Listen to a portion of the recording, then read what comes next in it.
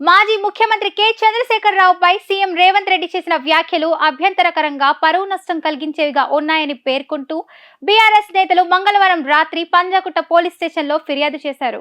మాజీ ప్రధాని రాజీవ్ గాంధీ జయంతి సందర్భంగా మంగళవారం పంజాగుట్టలో జరిగిన కార్యక్రమంలో సీఎం రేవంత్ రెడ్డి చేసిన వ్యాఖ్యలపై బీఆర్ఎస్ శ్రేణులు అభ్యంతరం వ్యక్తం చేస్తున్నారు. బీఆర్ఎస్ ఎమ్మెల్యే ముఠా గోపాల్, నాయకులు దాసోజు శ్రవణ్, బాల్క సుమంత్, గెల్లు శ్రీనివాసులు సీఎం రేవంత్ రెడ్డి మాజీ ముఖ్యమంత్రి కేసీఆర్ పై వాడిన పదజాలం హింసను రెచ్చగొట్టేసేలా, ప్రజల శాంతికి విఘాతం కలిగించేలా, మన సమాజం నైతికతను దెబ్బతీసేలా ఉన్నాయని ఆరోపిస్తూ ఈ వ్యాఖ్యలు చట్టవిరుద్ధమైన, నేరపూరితమైనవిగా పేర్కొంటూ పోలీసులకు ఫిర్యాదు చేశారు. కేసీఆర్ పై ఆయన చేసిన నిరాధారమైన ఆరోపణలు వ్యక్తిగత దాడి, అగౌరవంగా ఉండటమే కాకుండా చట్టవిరుద్ధం.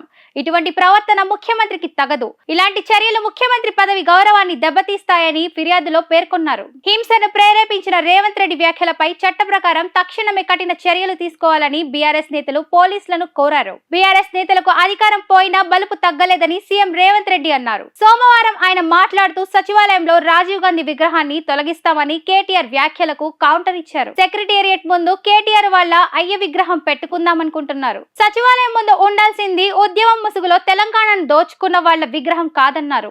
అధికారంలోకి వస్తే రాజీవ్ విగ్రహాన్ని తొలగిస్తామని మాట్లాడుతున్నారు. చేతనైతే ఎవడైనా విగ్రహం మీద చేయి వేయండి అంటూ సవాల్ విసిరారు. నీ అయ్య విగ్రహం కోసం రాజీవ్ విగ్రహాన్ని తొలగించాలని అంటావా? అధికారంలోకి వస్తే అని మాట్లాడుతున్నారు.